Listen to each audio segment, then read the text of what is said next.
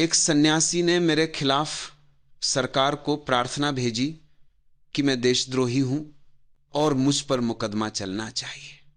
शायद उसकी बात सही हो, क्योंकि देशों में मेरी कोई रुचि ही नहीं है। न मेरा कोई देश है, न कोई परदेश। मैं न हिंदू हूं न मुसलमान। ये पूरी पृथ्वी मुझे अपनी लगती है। सन्यासी को मुझसे परेशानी इसलिए होगी क्योंकि मैं खुद को हिंदू घोषित नहीं करता, क्योंकि मैं हूं ही नहीं। मेरी कोई सीमाएं नहीं हैं। मंदिर भी मेरा है और गुरुद्वारा भी मेरा है।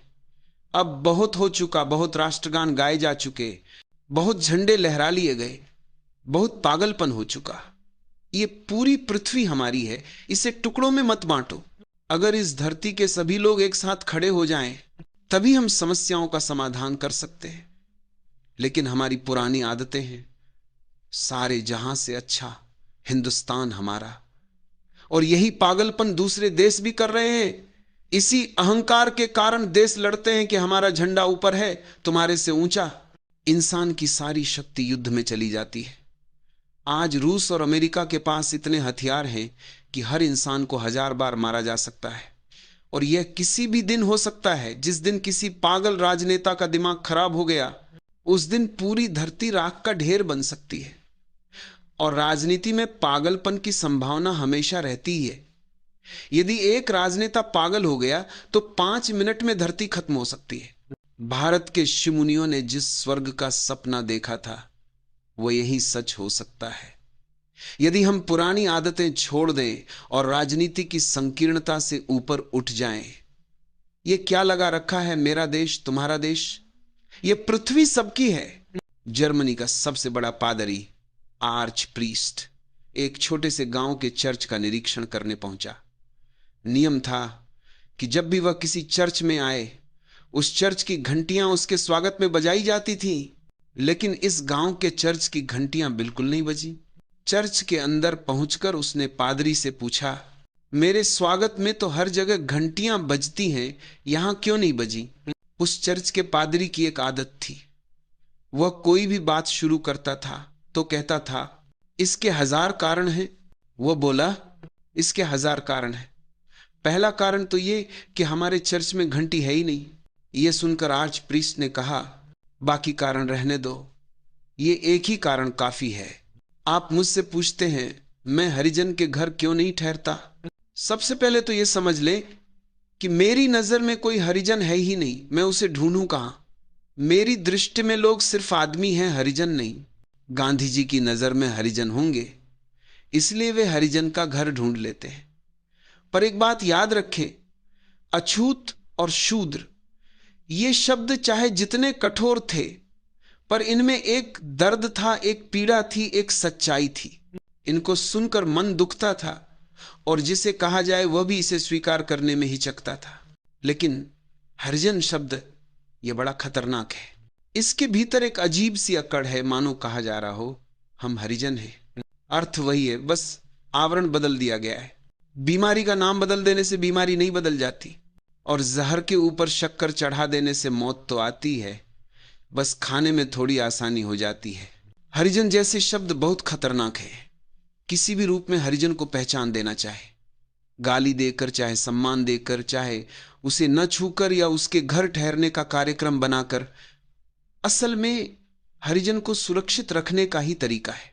जैसे ही आप कहते हैं यह हरिजन है, इसे छूना नहीं चाहिए, या यह हरिजन है, इसके घर ठहरना चाहिए, दोनों स्थितियों में हरिजन को बनाए रखा जाता है।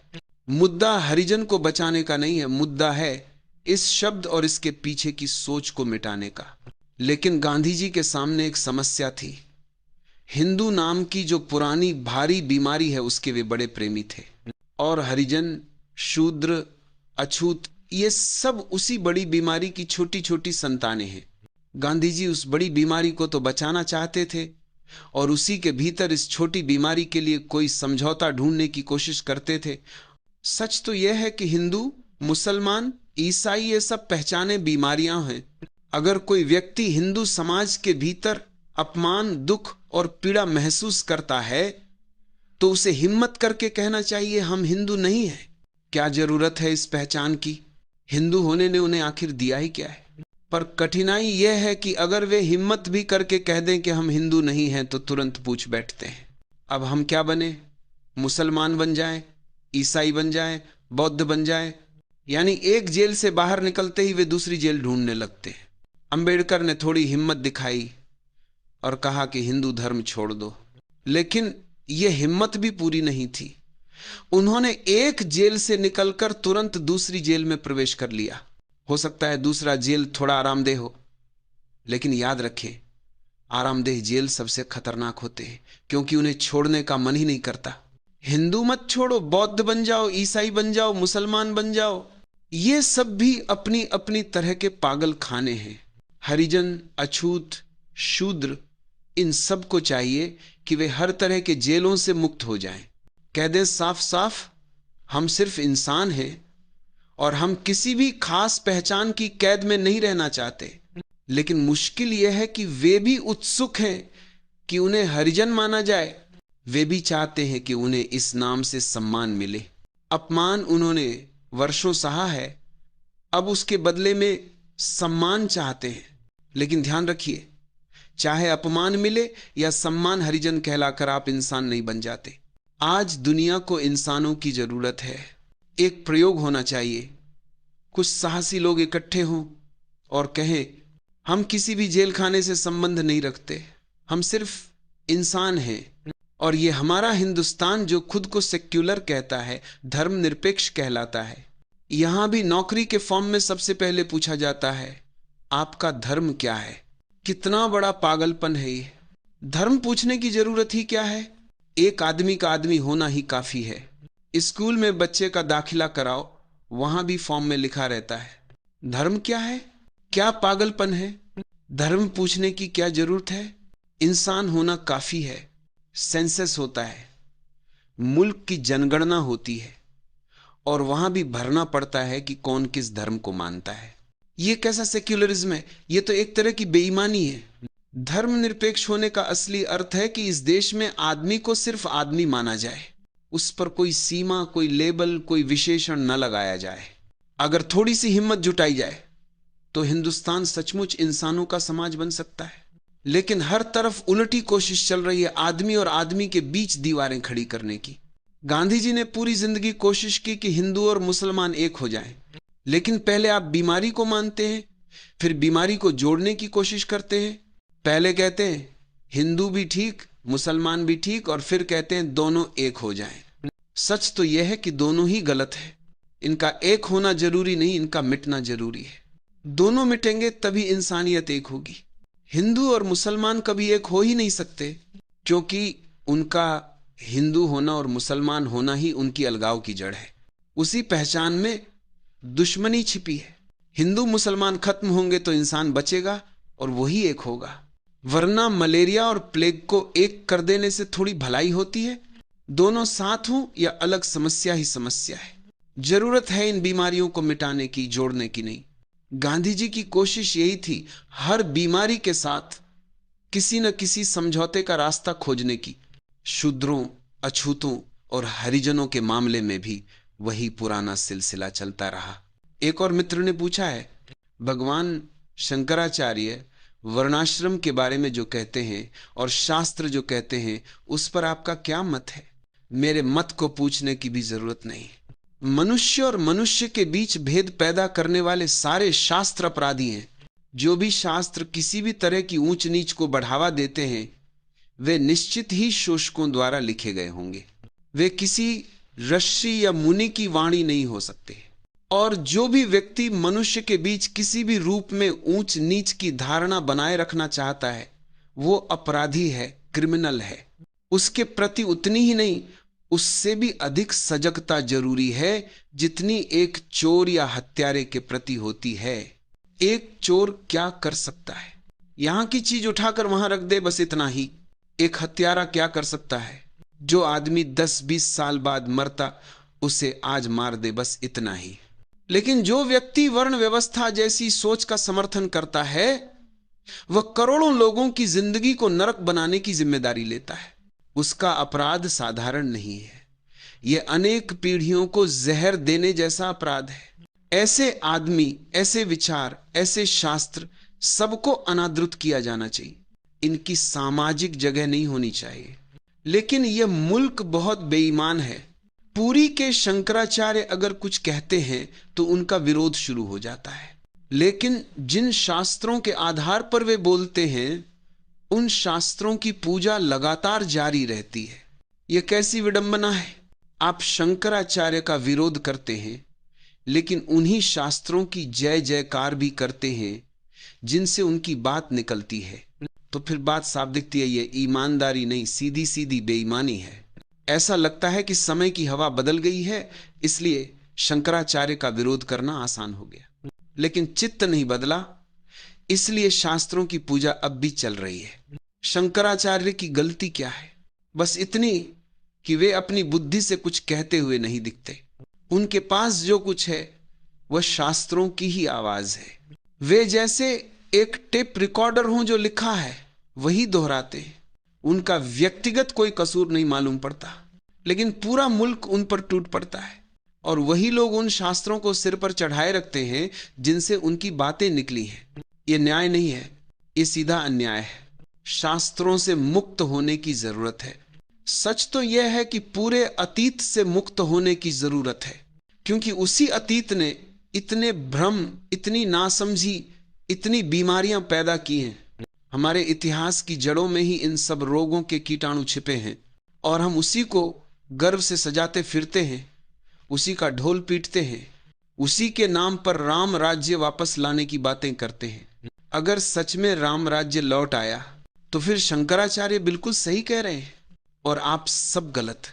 अगर राम राज्य फिर से आया तो शूद्र फिर पैदा किए जाएंगे और यह भी तय है कि कोई शूद्र वेद के वचन नहीं सुन सकेगा। अगर किसी शूद्र ने वेद का एक शब्द भी सुन लिया तो उसके कान में पिघला हुआ शीशा डाला जाएगा। हां, बिल्कुल वही होगा जैसा शास्त्रों में लिखा है। अगर सच में राम राज्य लाना है तो इसकी पूरी तैयारी रखो, और अगर यह सब सुनकर भीतर कुछ सिहरन उठती है तो फिर राम राज्य जैसी बेकार बातों में पड़ना ही मत। जो समय चला गया वो लौट कर नहीं आता और उसे वापस लाने की जरूरत भी नहीं है। लेकिन इस मुल्क का पूरा चित्त अतीत से जकड़ा हुआ है। अतीत ने जो बीमारियां दी उनसे छुटकारा चाहते हैं, लेकिन अतीत से छूटना नहीं चाहते। यही अंदर एक तनाव, एक खिंचाव, एक जीच पैदा कर रहा है। और ये बात समझ ले, ऐसा नहीं हो सकता कि अतीत का अच्छा बचा ले और बुरा छोड़ दे। ये बात थोड़ी गहराई से समझने लायक है। हर चीज एक ऑर्गेनिक यूनिटी है, एक जैविक संपूर्णता। जैसे ये नहीं हो सकता कि किसी आदमी की आंखें प्यारी लगती हों तो आंखें बचा लें और बाकी आदमी को छोड़ दें, या उसका हृदय बहुत अच्छा लगे तो हृदय रख लें और बाकी को जाने दें। आदमी एक संपूर्ण इकाई है, इकट्ठी, जुड़ी हुई, अविभाज्य। उसी तरह हर युग, हर सदी, हर शास्त्र, हर धर्म सब एक ऑर्गेनिक यूनिटी है। अगर अतीत जाएगा तो पूरा जाएगा और अगर बचेगा तो पूरा बचेगा। लेकिन इस मुल्क में हम एक अजीब काम कर रहे हैं। हम कहते हैं जो गलत है उसे छोड़ दो और जो ठीक है उसे बचा लो। लेकिन यह समझ में नहीं आता कि जिस चित्त ने ठीक पैदा किया था उसी चित्त ने गलत भी पैदा किया था। ठीक और गलत किसी दो अलग दुनिया के हिस्से नहीं हैं, वे उसी एक मानसिकता की दो तरफें हैं। इसी वजह से हम हमेशा मुश्किल में पड़ जाते। हम सोचते हैं कि जो अच्छा है उसे सुरक्षित रख लें और जो बुरा है उसे काट दें। लेकिन जीवन ऐसे नहीं चलता। पुरानी इकाई को पूरा छोड़ना होता है और एक नई इकाई को पूरा जन्म देना होता है। जैसे पिता मरता है तो ऐसा नहीं होता कि उसकी खोपड़ी बहुत अच्छी थी इसलिए बेटे की जगह पिता की खोपड़ी जोड़ दें। पिता पूरा मरता है, बेटा पूरा जन्म लेता है। हर युग भी ऐसा ही है। हर युग को पूरा मरना चाहिए, तभी नया युग पूरा जन्म ले सकता है। लेकिन अगर पुराने युग से कुछ टुकड़े बचाने की कोशिश की जाए तो नए युग के हाथ पैर पहले ही पंगु हो जाते हैं, वह जन्म ही नहीं ले पाता। हिंदुस्तान बहुत समय से इसी मुसीबत में फंसा हुआ है। पुराना यहां मरता नहीं और नया पैदा नहीं हो पाता। जो लोग पुराने के पक्षपाती हैं वे तो साफ है, कम से कम वे जानते हैं कि वे क्या चाहते हैं। लेकिन समस्या यह है कि पुराने के विरोधी भी इसी पुराने के किसी न किसी हिस्से के पक्षपाती बने हुए हैं। यही वजह है कि इस मुल्क के मस्तिष्क में यह साफ साफ नहीं हो पाता कि क्या करें और क्या न करें। जो लोग शंकराचार्य का विरोध करते हैं और कहते हैं कि शंकराचार्य गलत कहते हैं, वे भी वही गलती करते हैं। वे भी शास्त्रों को ही उठाते हैं और साबित करने में जुट जाते हैं कि शास्त्रों में शूद्र का उल्लेख नहीं है, लेकिन सिद्ध भी किससे करते हैं? उसी शास्त्र से। कोई यह नहीं कहता कि मान लो शास्त्र में लिखा है तो क्या क्या शास्त्रों ने हमारा ठेका ले रखा है कि हम हमेशा उनसे बंधे रहेंगे? क्या मनु महाराज ने कोई आजीवन अनुबंध साइन कर दिया था कि आने वाली दुनिया कभी उनसे मुक्त ही नहीं हो सकेगी? मनु महाराज चले गए तो उनके विचार भी चले जाने चाहिए। सब चीजें समय के साथ बदलनी चाहिए।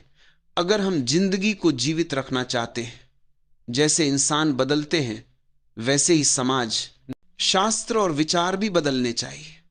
सभ्यता को भी मरना आना चाहिए। जो सभ्यता मरना नहीं सीखती उसका पुनर्जन्म भी बंद हो जाता है। रोम मर गया, बेबीलोन, सीरिया, इजिप्ट सब मर गए, पर हम तो मानते ही नहीं कि हम भी कभी मर सकते।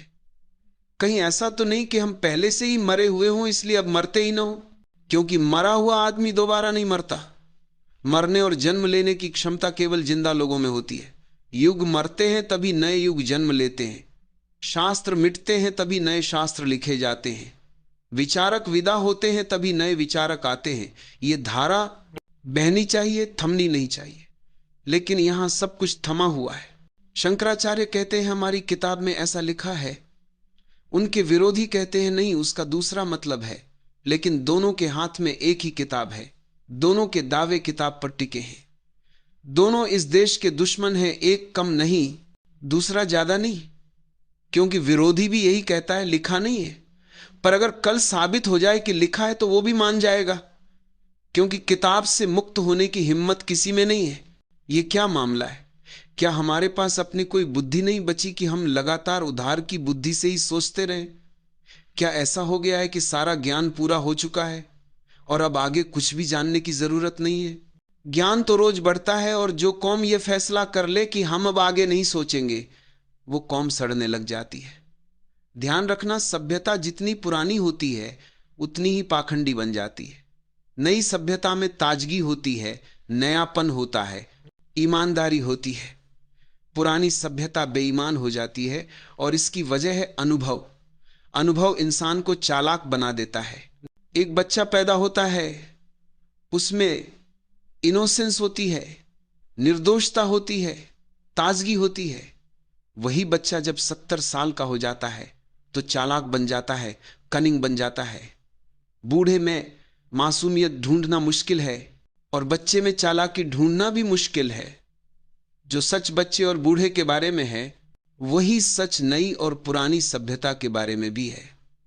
हमारी सभ्यता इतनी पुरानी हो चुकी है कि अनुभवों ने इसे बेईमान और चालाक बना दिया है। अनुभवों का ढेर लग गया है, इसलिए हिम्मत खत्म हो गई है।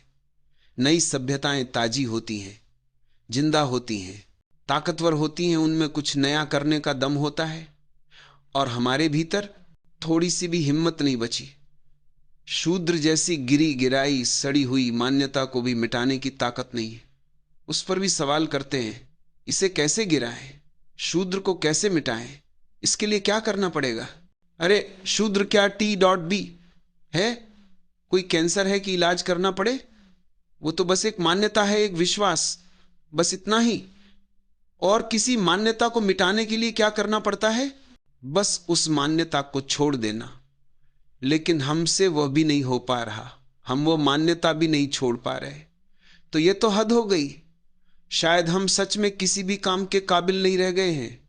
मैं किसी इंसान को ऊंच नीच नहीं मानता। एक मित्र ने पूछा, भगवान ये शूद्र क्यों पैदा हो जाते हैं, ये हरिजन क्यों पैदा हो जाते हैं? पैदा होने का कारण है, दुनिया में वर्ग हमेशा से रहे हैं, क्लासेस हर समाज में मौजूद हैं, लेकिन वर्ण केवल हिंदुस्तान की अपनी ईजाद है। वर्ग तो हर जगह मिलेंगे, गरीब, अमीर, मध्यम, लेकिन शूद्र ब्राह्मण, क्षत्रिय और वैश्य जैसी बांट ये कहीं भी नहीं मिलती। वर्ण का विचार दुनिया की किसी और सभ्यता में नहीं है। वर्ग का मतलब होता है कोई आज गरीब है तो चाहे तो कल अमीर भी हो सकता है, कोई रोक नहीं है, एक तरलता है, एक फ्लूडिटी है। अमीर गिरकर गरीब हो सकता है और गरीब उठकर अमीर हो सकता है। लेकिन हिंदुस्तान ने एक बहुत बड़ी चालाकी की, उसने इस तरलता को खत्म कर दिया। गरीबी और अमीरी के बीच जो रास्ता खुला था उसे बंद कर दिया और वर्ग को बदलकर वर्ण बना दिया। वर्ण का अर्थ है वर्ग को ठोस कर देना, जमा देना। ऐसा वर्ग जिसमें बदलाव संभव ही ना हो, फ्रोजन क्लास। गरीब को, दीनहीन को कह दिया बस तू शूद्र है, तू जम गया, तेरे भीतर अब ऊपर उठने की कोई संभावना नहीं। और ऊपर की क्लासों ने इसका फायदा उठाया, क्योंकि जैसे ही नीचे की क्लास ऊपर चढ़ने की राह खो देती है, प्रतियोगिता खत्म हो जाती है, मुकाबला खत्म हो जाता है। हिंदुस्तान ने एक तरकीब ईजाद की प्रतियोगिता खत्म करने की। करोड़ों शूद्रों से मुकाबला ही खत्म कर दिया गया। अब उनके बेटे ब्राह्मणों के बेटों से रस्य बनने की होड़ नहीं कर सकते। अब उनके बेटे वैश्यों के बेटों से धनपति बनने की लड़ाई नहीं लड़ सकते। अब उनके बच्चे बहादुरी दिखाकर क्षत्रियों की बराबरी भी नहीं कर सकते। नीचे के इस विराट वर्ग को पूरी तरह जमा दिया गया, दरवाजे बंद कर दिए गए। कहा गया अब तुम कहीं आ जा नहीं सकोगे। ऊपर के वर्गों को इससे भारी फायदा हुआ और फिर क्रमशः हमने सबको जमाना शुरू कर दिया। शूद्र के बाद वैश्य को जमा दिया, उसे कह दिया धन ही तेरी दुनिया है, इससे आगे तू नहीं बढ़ सकता, यश और ज्ञान तेरे हिस्से में नहीं। क्षत्रिय को कह दिया तुझ में यश है पर ज्ञान नहीं, ज्ञान तेरा क्षेत्र नहीं है। और सबसे ऊपर जो ज्ञानवान है, जो पंडित है, जो ब्राह्मण है, वो बैठ गया।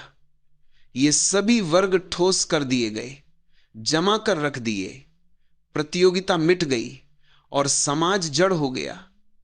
हिंदुस्तान को जितनी मृत्यु, जितनी जड़ता वर्ण व्यवस्था से मिली है, उतनी किसी और चीज से नहीं मिली। इसके परिणाम अनगिनत और घातक हुए।